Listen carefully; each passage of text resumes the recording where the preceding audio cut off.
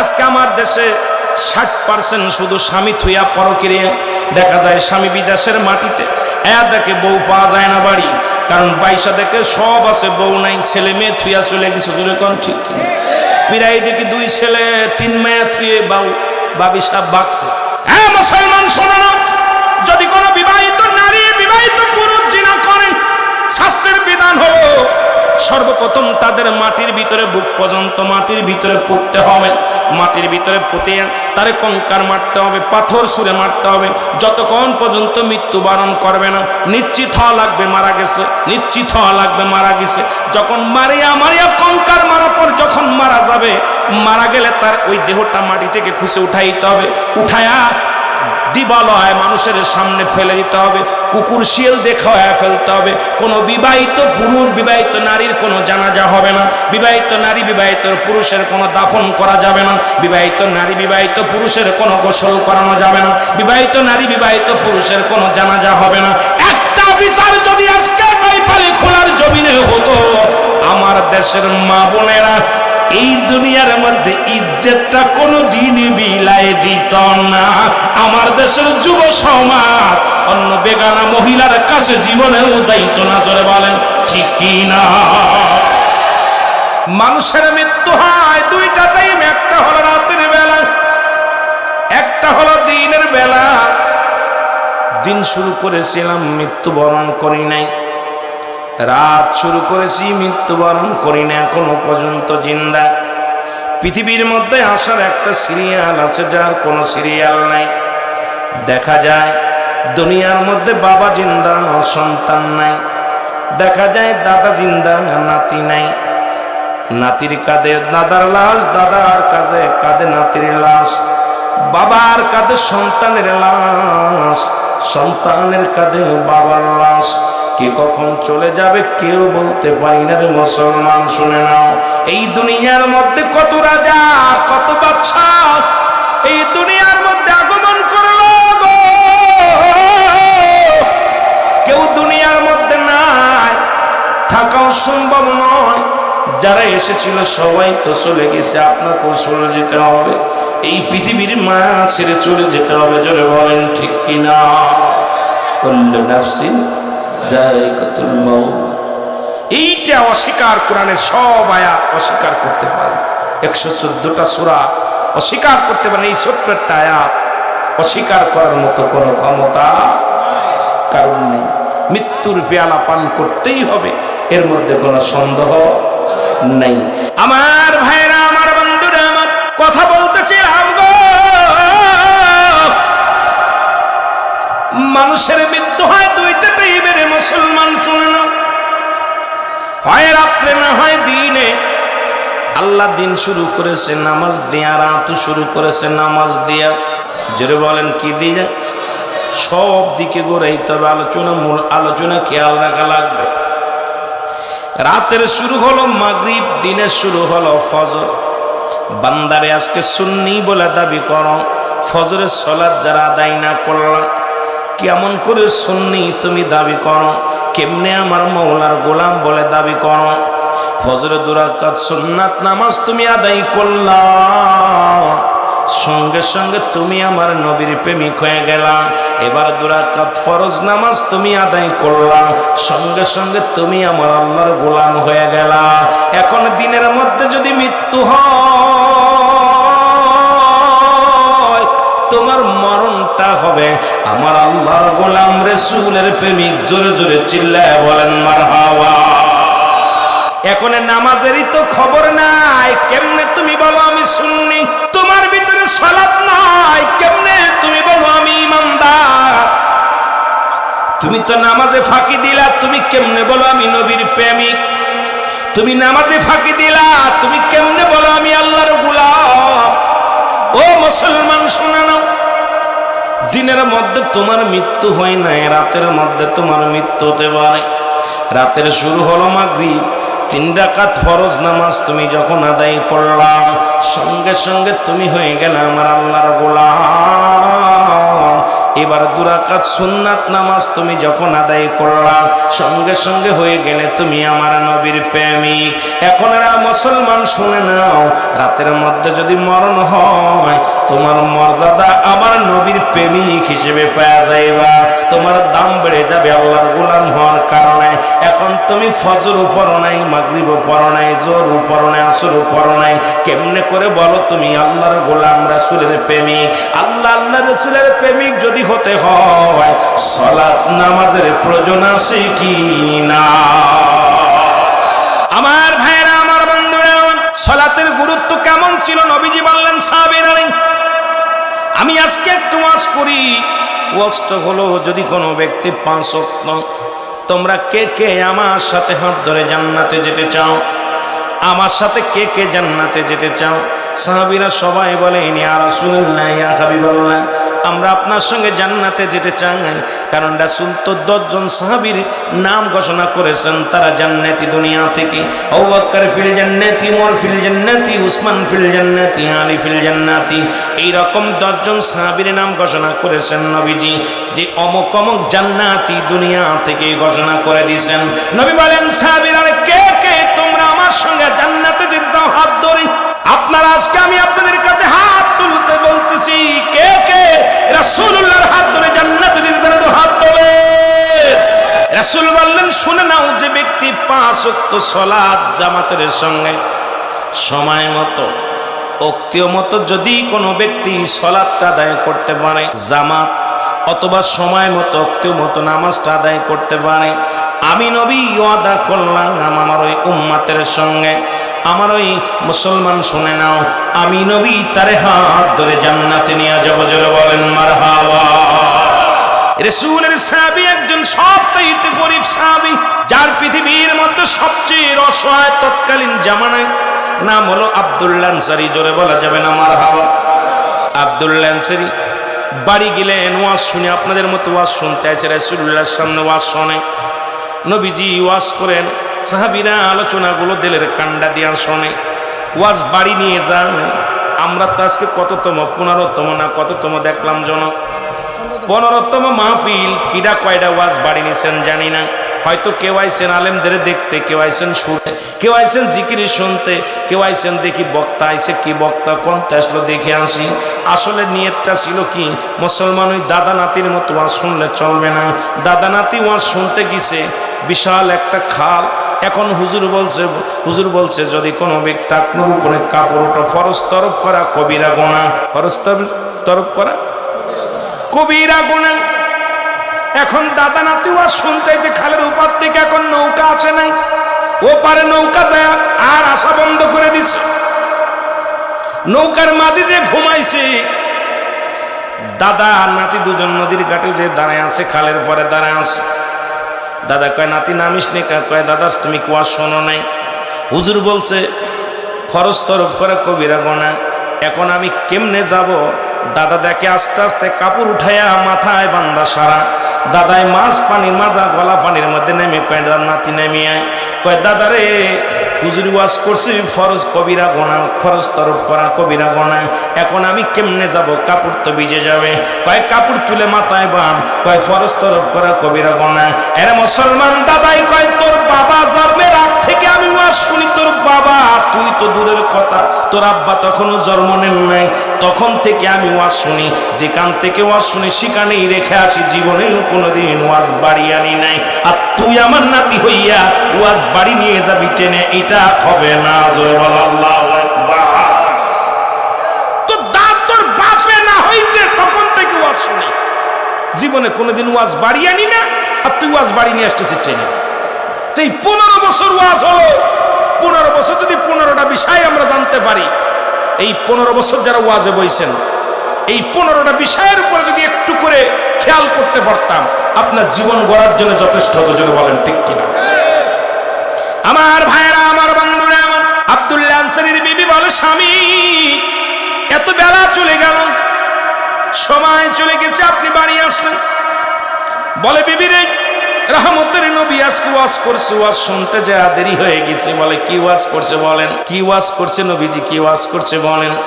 বলে, বিবি রে, আমার নবী ওয়াজ করছে, যে ব্যক্তি 5 ওয়াক্ত নামাজ 5 ওয়াক্ত সালাত সময় মতো উক্তি মতো জামাত, অথবা যদি মেয়েদের তো জামাতে যাইতে পারে না, এরাও যদি সময় মতো উক্তি মতো নামাজটা আদায় করতে পারে, আল্লাহ নবী ওয়াদা করেছে তার হাত ধরে জান্নাতে নিয়ে যাবে। জোরে জোরে চিল্লায়া বলা যাবে না মারহাবা।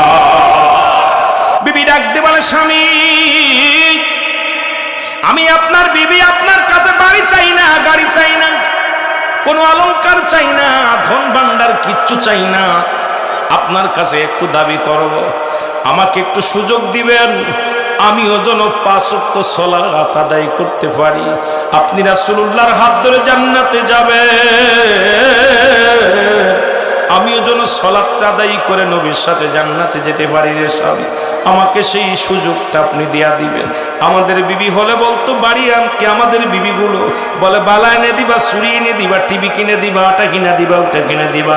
কয়েকজন বিবি বলে, স্বামী আমার জন্য একটা জায়নামাজ আইনো, আমার জন্য একটা তসবিহ আইনো, আমার জন্য একটা বুরকা নিয়ে আসো রে স্বামী, আমার জন্য একটা হিজাব নিয়ে আসো, আমি বেপরদায় ঘর থেকে বাইর হব না, আমি নামাজ ছাড়া আমি তসবিহ নিয়ে আসবা স্বামী, রাতের অন্ধকারে তোমার খেদমত করার পর সন্তানাদি যখন ঘুমায়া পড়বে, আমি এই অন্ধকার রাত্রে আমি আমার তাহাজ্জুদের নামাজ পড়ে আমি আল্লাহর দরবারে দুটি চোখের পানি ছেড়ে কাঁদবো, আমার আল্লাহ তো এই দুনিয়ার মধ্যে আমার বেশি দিন রাখবে না, এই দুনিয়ার মায়া ছেড়ে চলে যেতে হবে, দুনিয়ার মধ্যে থাকবো না। কারণ পৃথিবীতে 3টা বিপদ, নাম্বার 1 হলো মানুষের মরণ,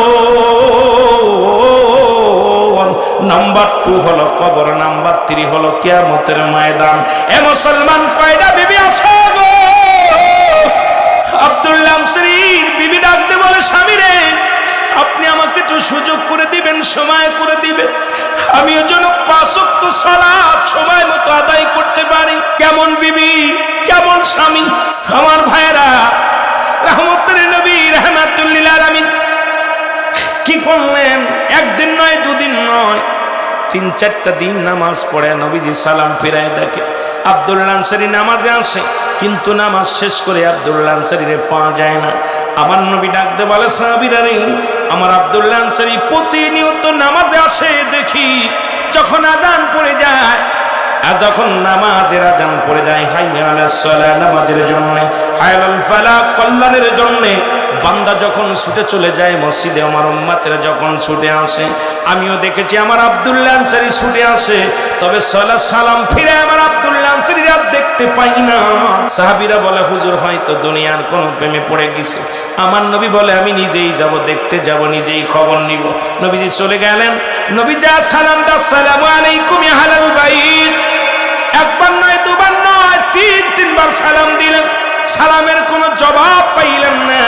রহমতের নবী ফেরত আসলেন, আমার নবীজি ফেরত আসলেন, পিছন থেকে আব্দুল্লাহ আনসারী একটা দৌড় দেশে নবীর পাশাপাশি দাঁড়ায় সালাম দেয়, ওয়ালাইকুম আসসালাম ইয়া রাসূলুল্লাহ, ওয়ালাইকুম আসসালাম ইয়া হাবিবাল্লাহ, ওয়ালাইকুম আসসালাম ইয়া রাহমাতাল লিল আলামিন।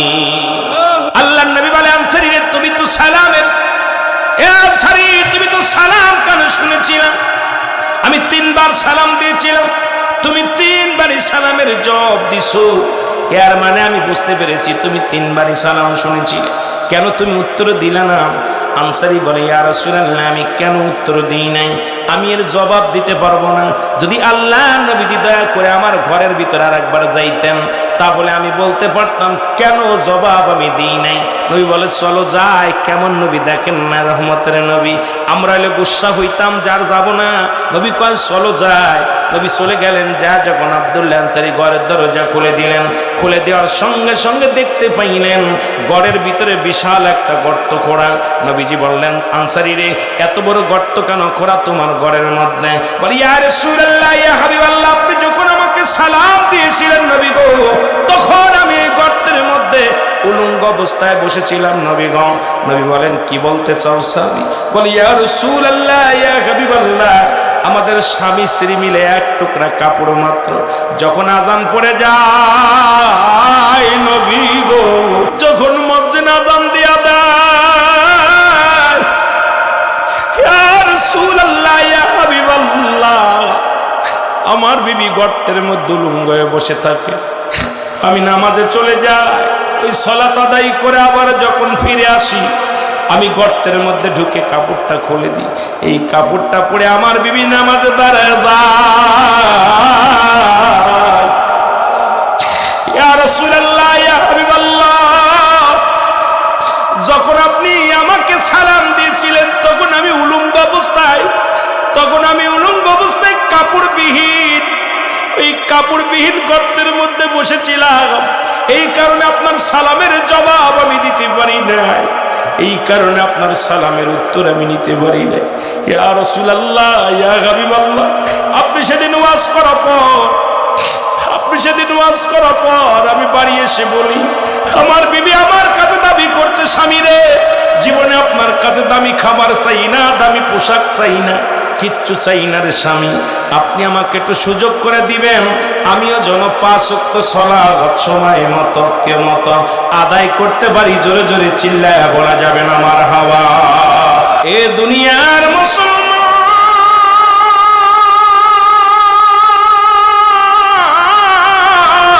আল্লাহর নবী বলেন, শরীরে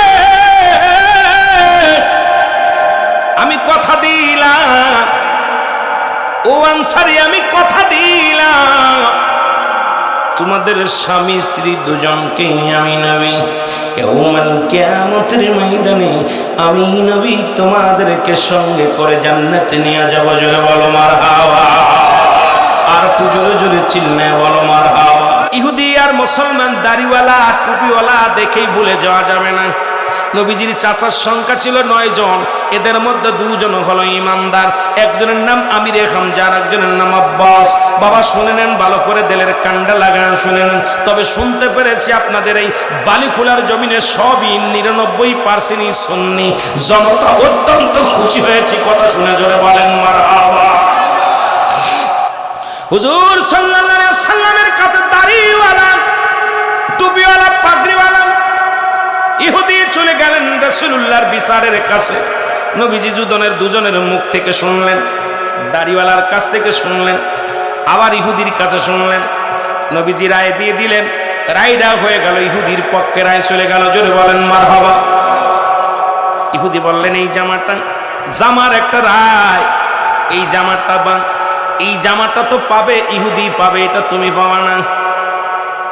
জামার কথাই উদাহরণ দিতেছে, একটা পানির বিষয় নিয়ে বা ওই তৎকালীন জামানে একটা সুন্দর একটা ঘটনা নিয়ে রাসূলুল্লাহর কাছে গেছেন বিচারের জন্য।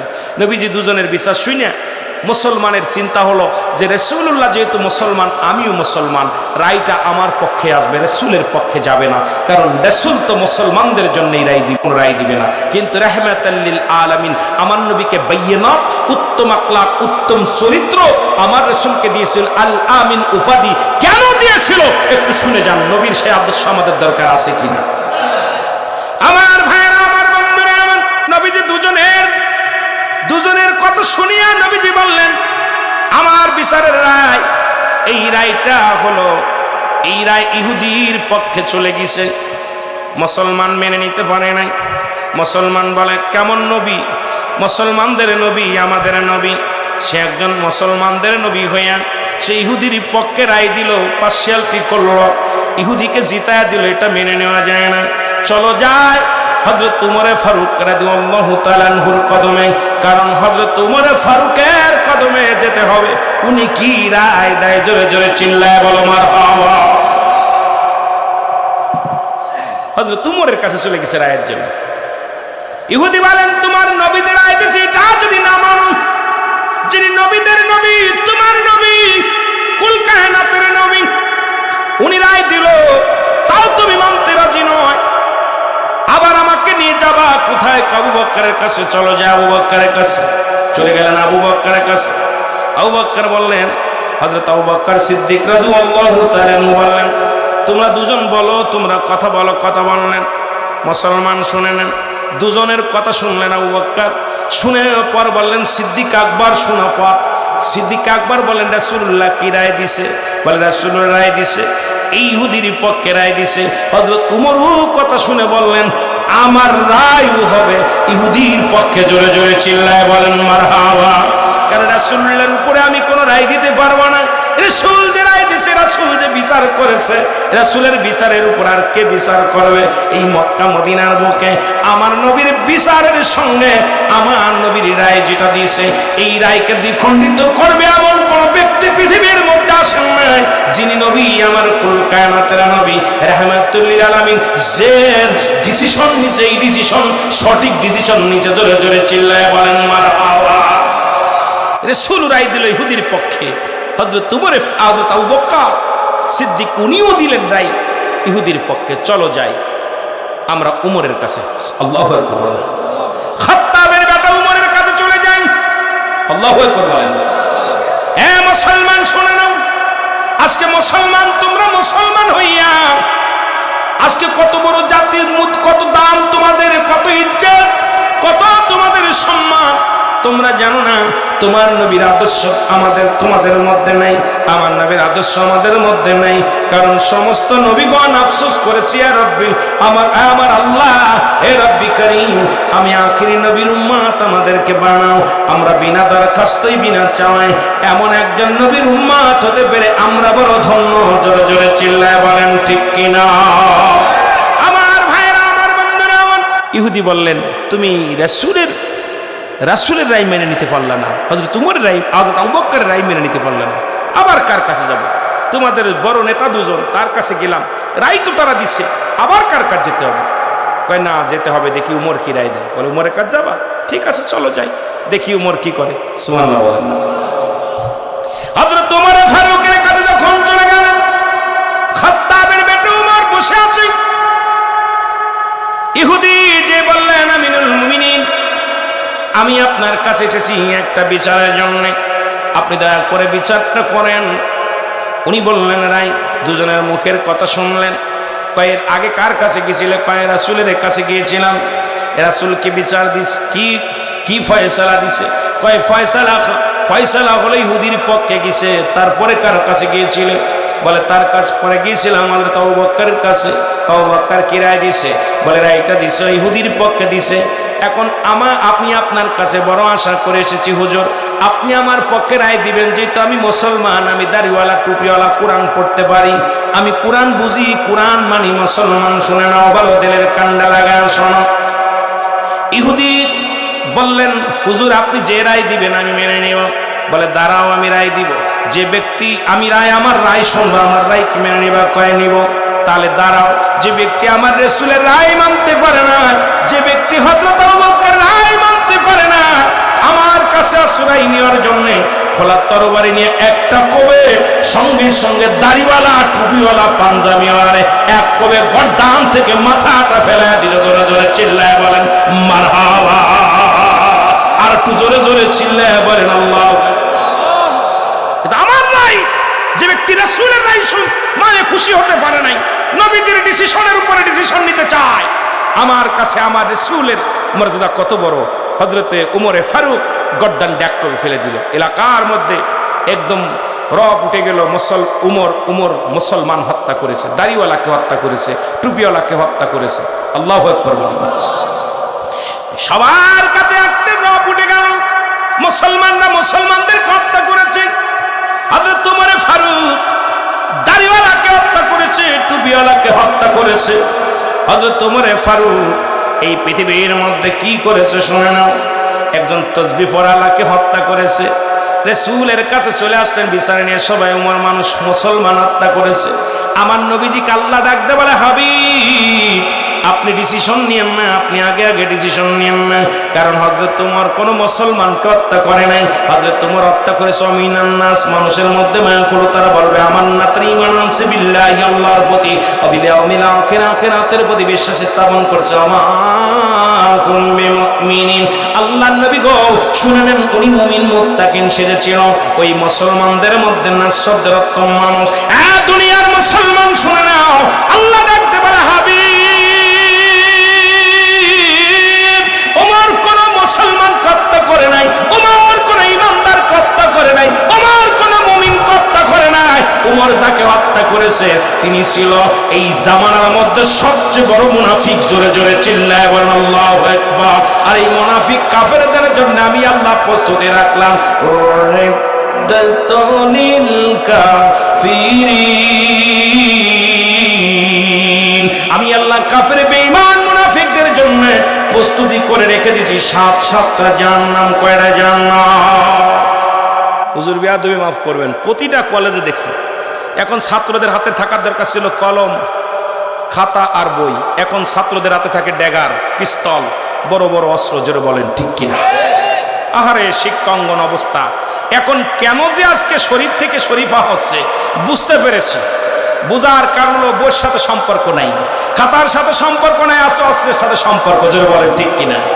ওরা শুধু নারীর সাথে সম্পর্ক। অবস্থা খারাপ। ভাইরা আমার, বন্ধুরা, বলতেছিলাম বেগানা পুরুষের চেহারা দেখা হারাম, বেগানা মহিলার চেহারা দেখা হারাম। এখন হারামকে যদি কোনো ব্যক্তি হারাম বলে, কবিরা গুনাহ, এই গুনাহকারী জাহান্নামে যাবে। শুনে নাও যুবক বন্ধুরা আমার, যদি কোনো যুবক ব্যক্তি, যদি কোনো অবিবাহিত পুরুষ জিনা করে, যদি কোনো অবিবাহিত নারী যদি জিনা করে, শাস্তির বিধান একটু লিখে নাও, ভালো করে লিখে নাও। কারণ আমাকে মরতে হবে, শুধু গলা বাড়াইয়া সুর বাড়াইয়া গেলে চলবে না, কারণ আল্লাহর আদালতে জবাব দিতে হবে। মুসলমান শুনে নাও, রুহুল আমিন সাহেব তোমাকে বক্তা বানাইছিলাম, একদিন তো উচিত কথা বলো নাই, শুধু কিস্তা কাহিনী দিয়া, মানুষকে ভঙ্গি দিয়া, গান দিয়া পাগল বানাইছো। হক কথা একদিন তোমার জবান দিয়ে বাইর হয় নাই। ও মুসলমান শুনে নাও, যদি কোনো অবিবাহিত নারী পুরুষ জিনা করে, জিনার শাস্তির বিধান হলো সর্বপ্রথম তাদের গায়ের মধ্যে 100 ডুরা মারতে হবে। ভালো করে লেখে নেন বাবা। এবার যদি কয়েকটা ডুরা মারা পরে যদি মারা যায়, এ যুবকরা তোরা শুনে নে, ভালো করে শুনে নে, আজকের ওয়াজ আছে এই 2টি ওয়াজ ভালো করে খেয়াল কর।